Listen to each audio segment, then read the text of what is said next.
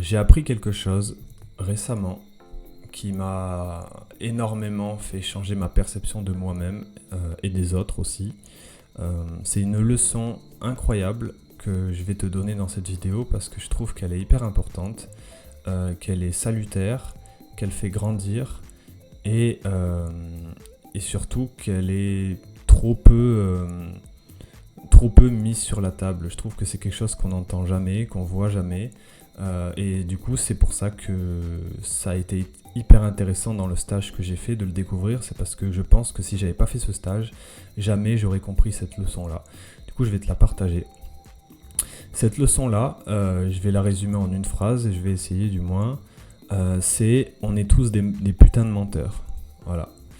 Voilà, comme ça c'est dit. On est tous des putains de menteurs. Bon, je vais pas vous laisser comme ça évidemment. Il va falloir que je précise maintenant. Pourquoi on est des putains de menteurs. Alors, on est des putains de menteurs, mais on le fait pas exprès. Ou du moins, on le fait sans en avoir vraiment conscience. Parce que si on en avait vraiment conscience, je pense que soit on en aurait honte, soit on se dirait ah ben putain merde, en fait je suis pas du tout qui je pensais être. En fait, je suis un putain d'imposteur, je suis extrêmement malhonnête. Ce qui n'est pas, c'est pas grave, hein, on est tous malhonnêtes quelque part. On est tous un peu, voilà. Mais on est tous un peu menteurs en fait quand ils pensent. Et l'exemple que je vais vous donner, c'est un exemple tout bête, c'est que on aime bien se faire croire à soi-même qu'on est quelqu'un, par exemple qu'on est quelqu'un de bien. Voilà, moi c'est exactement ce que je me suis fait croire à moi-même, et j'ai tendance encore à le croire aujourd'hui que je suis quelqu'un de bien. Alors vous allez me dire, mais si Axel, t'es quelqu'un de bien, t'es un coach, t'aides les gens, etc. etc. Et en fait non. Et en fait non. Je vais vous dire pourquoi. Parce que je juge les gens énormément. Je juge énormément les gens. Alors énormément, je passe pas mes journées à faire ça non plus. Mais ça m'arrive souvent de juger les gens, mine de rien. Un peu trop souvent d'ailleurs. Il faudrait que je règle ça. Mais j'ai tendance à un peu trop juger les gens. Parfois, j'ai tendance à sous-estimer beaucoup les gens. Alors vous allez me dire, pour un coach comme moi qui est censé porter les gens vers le haut, ça peut être un peu toxique dit comme ça. Oui, peut-être.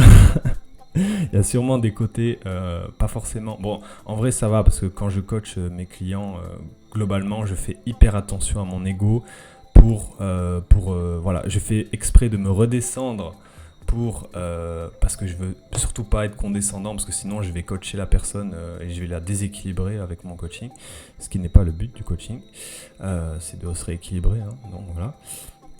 Mais du coup, voilà, je suis pas forcément la personne bien que je pensais être. Pourtant j'étais persuadé d'être quelqu'un de bien, et en plus tout le monde me le dit depuis que je suis tout petit. T'es gentil, voilà, tout ça c'est la phrase qu'on m'a dite le plus souvent. Tu es gentil, Axel, tu es gentil, tu es gentil, tu es gentil, tu es gentil. Du coup, comme ça me faisait du bien et que j'avais l'impression d'être une personne géniale, parce que quand tout le monde me dit que je suis gentil, bah, c'est génial d'être gentil, non? Bah du coup, j'ai fait quoi? J'ai pris la gentillesse là, et je l'ai marqué sur mon front là. Gentillesse, voilà, je suis gentil, voilà, j'avais marqué ça sur mon front. C'est moi-même qui me le suis marqué, parce qu'à force que les gens, ils me tendent une étiquette comme ça, ils m'ont dit, tiens Axel, tu as le ticket de la gentillesse. Tiens, ah ok, merci, hop, je le mets là, le ticket de la gentillesse. Ça n'a rien à voir, hein, c'est mon mot de passe Wi-Fi, bref. Du coup, j'ai collé mon étiquette je suis gentil sur le front, et j'ai cru à mon propre mensonge. Le mensonge qu'on m'a donné aussi quelque part. Enfin, oui et non, parce que je suis gentil aussi, mais je suis pas que ça. Et moi, l'erreur que j'ai faite, c'est de croire que j'étais que ça, ou que j'étais beaucoup trop ça. Et ça, c'est une putain d'erreur, et c'est surtout un putain de mensonge. Surtout un putain de mensonge. Et je me suis menti à moi-même, et j'ai menti aux autres quelque part. Enfin, menti, façon de parler en tout cas. J'ai menti dans le sens où j'ai prétendu être quelqu'un de gentil, et j'ai agi comme si j'étais quelqu'un de gentil, ou comme si j'étais quelqu'un de bien. Le problème dans tout ça, c'est que je ne peux pas être moi-même si je prétends être quelqu'un de bien ou si j'agis comme si j'étais quelqu'un de bien.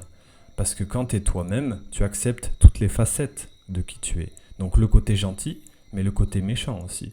Le côté bienveillant, le côté malveillant, pourquoi pas. Le côté arrogant, le côté...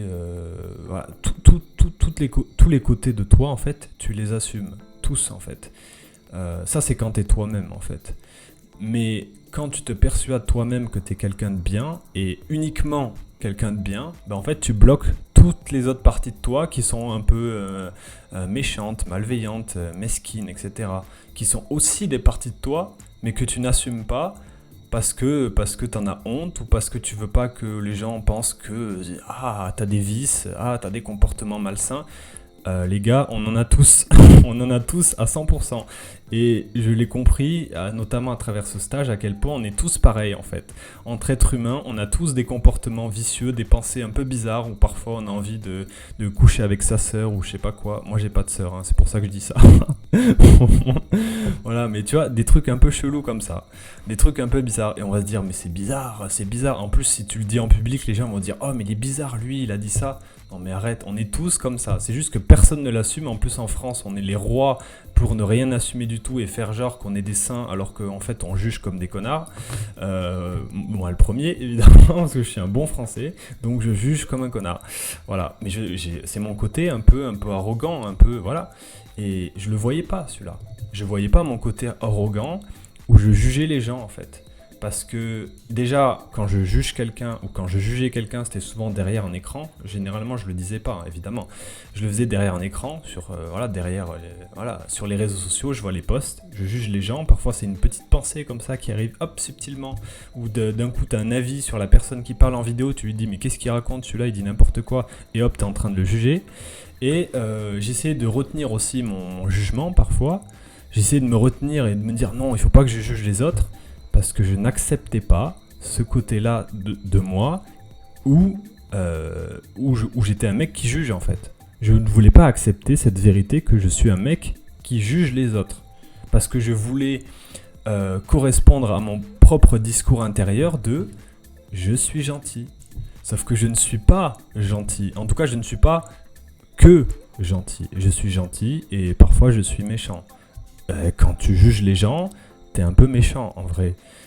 T'es pas spécialement gentil. C'est pas. Voilà. Quand tu juges les gens, c'est pas forcément gentil. Et pourtant, il y a énormément de personnes comme toi, comme moi. On se persuade d'être gentil, alors qu'en vrai, par derrière, on juge énormément les gens ou on fait d'autres trucs, tu vois. Et ça, en vrai, ça a été une libération en fait de le comprendre. Parce qu'au début, c'était très déstabilisant. Quand j'ai appris en pleine gueule que en fait j'étais pas du tout le mec gentil ou le mec bien que je pensais être, sur le coup ça m'a fait chier parce que forcément ça correspondait plus à mon discours intérieur, à ce que je voulais croire, à mon propre mensonge, mais en même temps ça m'a libéré parce que ça m'a autorisé à être beaucoup plus moi-même, c'est-à-dire à me dire ok j'assume en fait, ouais je juge les gens, et alors est-ce que c'est mauvais ? Non, on le fait tous. C'est mauvais pour soi-même parce que ça apporte rien en fait, et surtout ça, parce que oui c'est mauvais pour les autres à la limite, mais bon si ça reste à l'intérieur de soi c'est pas forcément mauvais, mais c'est mauvais pour soi-même parce que ça limite.